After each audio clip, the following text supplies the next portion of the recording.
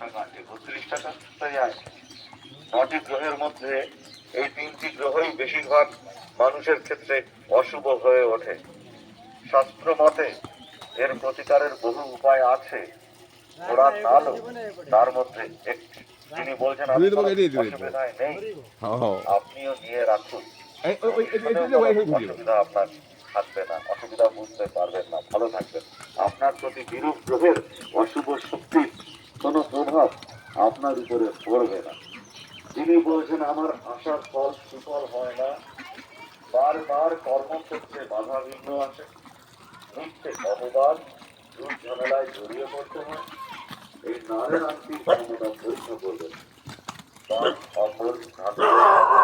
প্রেক্ষাজনিত রোগে যিনি কষ্ট পাচ্ছেন পরীক্ষা করে দেখুন, 7 থেকে 21 দিনে আপনার কষ্ট একটু কমে কিনা আপনি বুঝতে পারবেন।